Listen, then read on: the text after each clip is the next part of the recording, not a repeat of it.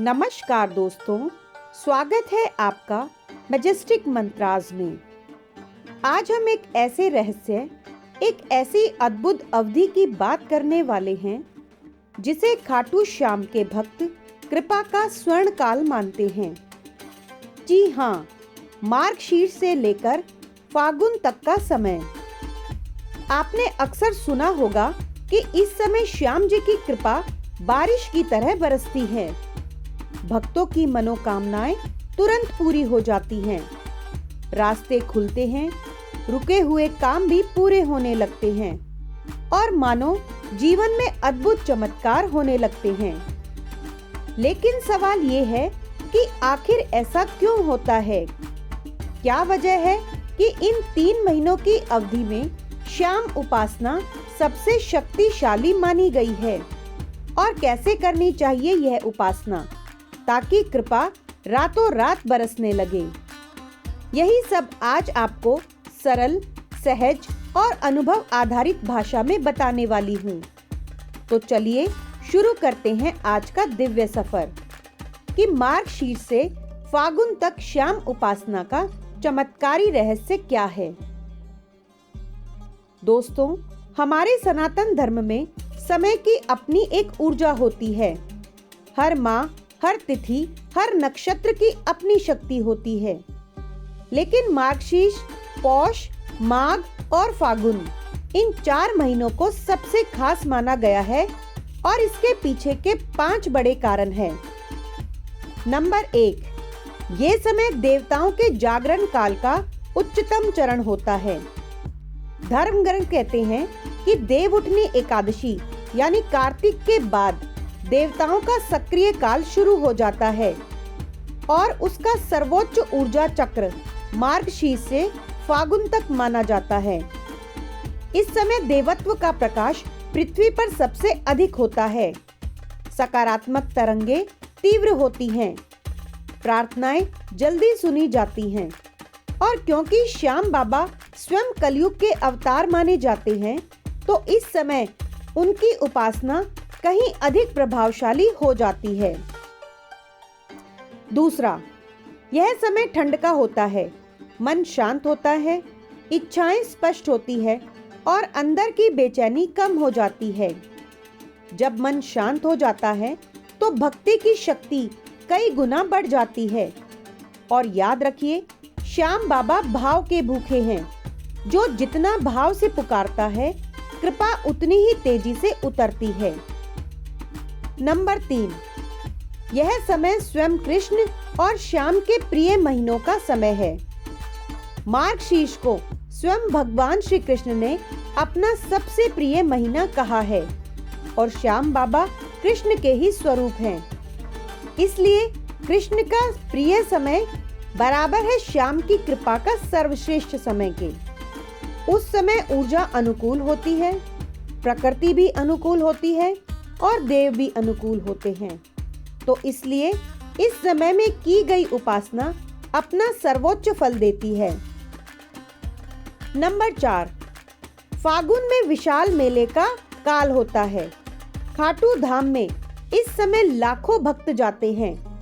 इस अवधि में शाम की बारहियां लगती हैं, जिसे माना जाता है कि जहां बारहियां लगती है वहां कृपा अपने आप उतरती है। फागुन में बाबा का श्याम महोत्सव, रंग रंगीलो मेलों, यह सब आकाश से लेकर धरती तक दिव्य ऊर्जा को सक्रिय कर देता है। और नंबर 5, कहते हैं इस समय में रुके हुए सारे काम पूरे हो जाते हैं, कर्ज उतरने लगते हैं, नौकरी में अटकी फाइलें आगे बढ़ती हैं, कोर्ट कचहरी के मामले भी सुलझते हैं और व्यापार में लाभ बढ़ता है।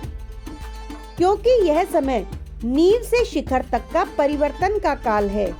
जो नया बीज बोया जाए वह जल्दी फलता है। इसलिए इस समय को मनोकामना सिद्धि काल भी माना जाता है। अब मैं आपको बताती हूँ कि श्याम उपासना इस समय सबसे असरदार क्यों होती है। दोस्तों, श्याम जी की उपासना वैसे तो हर दिन श्रेष्ठ है, लेकिन इन 3 महीनों में 3 विशेष चीजें सक्रिय हो जाती हैं। पहला, श्याम नाम अपने आप में ही एक सिद्ध मंत्र है, लेकिन इन महीनों में इसका वाइब्रेशन कई गुना बढ़ जाता है, यानी 1 माला का प्रभाव भी 10 माला जैसा होता है। इसलिए अनुभवी भक्त कहते हैं, मार्गशीर्ष से लेकर फागुन तक नाम जपा नहीं जाता, नाम अपने आप जपने लग जाता है। नंबर 2, इस समय इच्छा शक्ति कई गुना बढ़ जाती है, क्योंकि ठंड के कारण मन स्थिर होता है और स्थिर मन संकल्प जल्दी पूरा करता है, और श्याम बाबा संकल्प पूर्ति के देव हैं।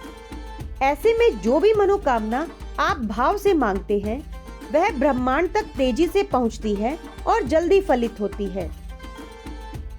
नंबर 3, इस मौसम में मन भावुक हो जाता है और शरणागति यानी बाबा मैं आपका हूँ सबसे गहरी होती है। श्याम जी कहते हैं, जब तू सच में मेरा हो जाता है तो मैं सारी दुनिया को तेरे लिए बना देता हूँ। और यह शरणागति इसी समय सबसे प्रबल मानी गई है। अब सबसे महत्वपूर्ण हिस्सा कि क्या करें कि श्याम जी की कृपा तेजी से बरसे। मैं आपको कुछ बेहद प्रभावशाली उपाय बता रही हूँ, जो हजारों भक्तों द्वारा आजमाए हुए हैं। उपाय नंबर 1, प्रतिदिन सुबह श्याम नाम का जाप करें, चाहे सिर्फ 5 मिनट या फिर 108 बार श्याम नाम का जाप अवश्य करें।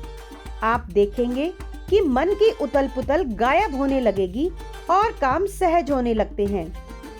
उपाय नंबर 2, जो भी समस्या हो, चाहे पैसों की, नौकरी की, कोर्ट कचहरी की या फिर व्यापार की, बस बोले, हे श्याम मैं तेरे भरोसे हूँ, तू देख लेना। यकीन मानिए सारे रास्ते खुलने लगेंगे। उपाय नंबर 3, गुरुवार को या फिर शनिवार को श्याम चालीसा का पाठ करें और फागुन तक नियमित करें। श्याम चालीसा पढ़ने वालों को बाबा कभी निराश नहीं करते। उपाय नंबर 4, घर में एक छोटी सी श्याम बाबा के नाम की ज्योति जगाएं।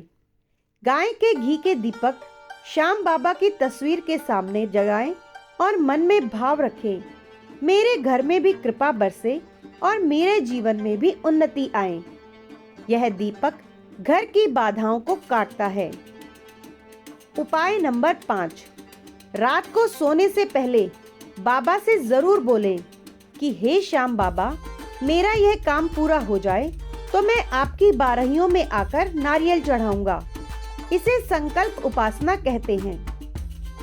उपाय नंबर 7, अगर आप नहीं जा सकते तो बस एक छोटा सा संकल्प कीजिए, श्याम बाबा मन तो आपका है, रास्ता आप खोल देना।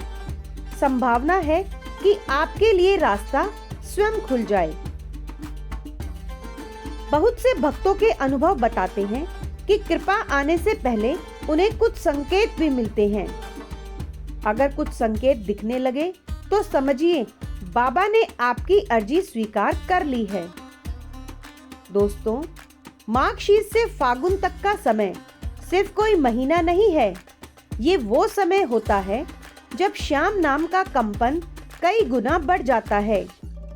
श्याम बाबा कोई जादू नहीं करते, वो बस सही समय पर सही रूप में सही रास्ता दिखाते हैं, और यह पूरा काल कृपा का स्वर्ण काल है। तो इस बार मार्गशीर्ष से फागुन तक अपना मन, अपनी प्रार्थना, अपनी आशा श्याम जी के चरणों में रख दीजिए। फिर देखिए कैसे आपका जीवन रातों रात बदलने लगता है। दोस्तों, अगर आपको यह दिव्य ज्ञान अच्छा लगा हो तो लाइक, शेयर और सब्सक्राइब जरूर करें, ताकि श्याम बाबा की कृपा आपके घर पर भी निरंतर बनी रहे।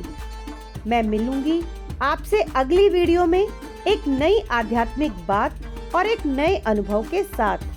तब तक के लिए जय श्री श्याम। खाटू वाले की कृपा आप सभी पर यूं ही बनी रहे।